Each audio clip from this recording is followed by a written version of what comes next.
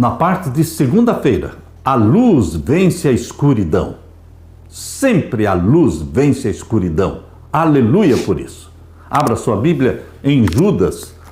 Judas, só tem um capítulo, Judas. E vamos ler então os versos 3 e 4. Amados, procurando eu escrever-vos com toda a diligência acerca da salvação comum, tive por necessidade escrever-vos e exortar-vos a batalhar pela fé que uma vez foi dada aos santos, porque se introduziram alguns que já antes estavam escritos para este mesmo juízo, homens ímpios que convertem em dissolução a graça de Deus e negam a Deus, o único dominador e Senhor nosso, Jesus Cristo. Aqui, nesta carta de Judas, está falando de que homens ímpios que convertem em dissolução a graça de Deus, está falando de joio, está falando de hereges, pessoas usadas por Satanás que surgiriam dentro da igreja para desviar o povo de Deus e para ensinar doutrinas que não são de Deus.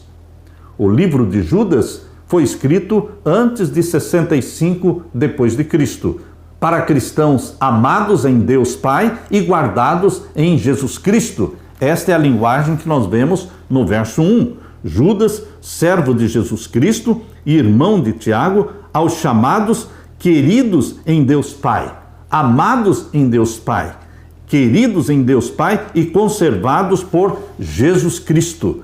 Esses fiéis foram incitados a lutar pela fé que uma vez por todas foi entregue aos santos, pois certos indivíduos se infiltraram no meio deles sem serem notados. Eram pessoas ímpias que transformaram em libertinagem a graça do nosso Deus. Essa demonstração foi ainda mais significativa para os crentes na Idade Média, depois que as práticas pagãs inundaram a igreja e as tradições humanas entraram para a igreja e comprometeram a palavra de Deus. Por muitos séculos, pessoas como os valdenses, o povo valdense, permaneceu como campeão da verdade. Eles acreditavam que Cristo era o seu único mediador e a Bíblia sua única fonte de autoridade. Assim acreditavam os valdenses. Em cada época houve testemunhas de Deus, pessoas que guardavam no seu íntimo a fé em Cristo como único mediador entre Deus e o homem, que mantinham as Escrituras Sagradas como única regra de vida e santificavam o verdadeiro sábado. Meu querido irmão, sempre Deus teve um povo na terra, um remanescente, que obedecia os mandamentos de Deus e que nutriam uma viva fé em Jesus Cristo como Salvador. E os valdenses eram remanescentes de Deus durante este período de supremacia papal da Idade Média. Que promessas Deus faz aos fiéis em face da própria morte? Diante da morte de mais de 50 milhões de mártires, durante esta supremacia papal de 1260 anos, veja a promessa que Deus fez nesse contexto de perseguição e de martírios. Podemos ler Apocalipse 2, verso 10. Esta é uma mensagem que Deus dirigiu aos cristãos de Esmirna. Nada temas das coisas que hás de padecer. Eis que o diabo lançará alguns de vós na prisão, para que sejais tentados, e tereis uma tribulação de 10 dias. Sê fiel até a morte e dar-te-ei a coroa da vida. A igreja de Esmirna durou do ano 100 até o ano 313. Nesse período do ano 100 até o ano 313, existiram dezenas de perseguições contra os cristãos. Mas o período de Esmirna terminou com uma grande perseguição de 10 anos. De 303 a 313 foi esta perseguição de 10 anos mencionada aqui. E tereis uma tribulação de 10 dias, 10 anos. Sê fiel até a morte e dar-te-ei a coroa da vida. Meu querido irmão, no período de Esmirna, a igreja foi esmagada, mas permaneceu fiel. No período de Pérgamo, a igreja não foi perseguida. A igreja foi exaltada como igreja estatal, como igreja do imperador Constantino. Mas no período de Pérgamo, a igreja apostatou. Ela se casou com o paganismo. As palavras de Apocalipse 2:10 foram escritas para a igreja em Esmirna. Um dos deuses padroeiros da cidade de Esmirna era Dionísio.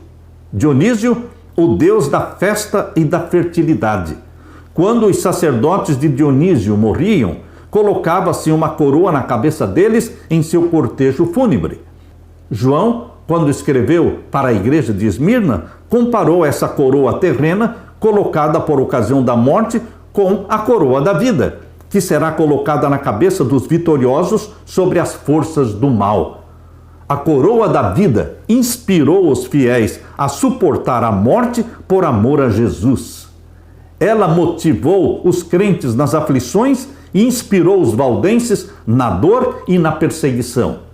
A coroa da vida eterna inspira os filhos de Deus ao longo dos séculos.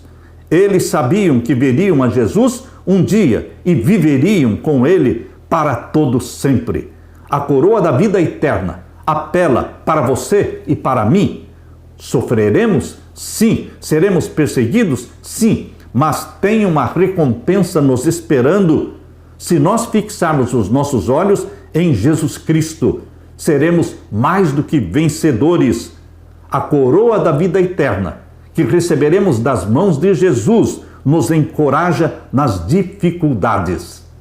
Um pouco de sofrimento aqui, um pouco de sofrimento ali, mas olhando fixamente para Jesus, o autor e consumador da fé, vamos perseverar nesta grande jornada em direção à Nova Jerusalém, quando você e eu vamos receber das mãos de Jesus a coroa da vida eterna. Ele vai colocar sobre a sua cabeça a coroa da vida eterna e dirá: seja bem-vindo, filho de Deus, filha de Deus. Vocês foram fiéis no pouco, sobre o muito eu colocarei vocês. Entra no gozo do teu Senhor. Aleluia.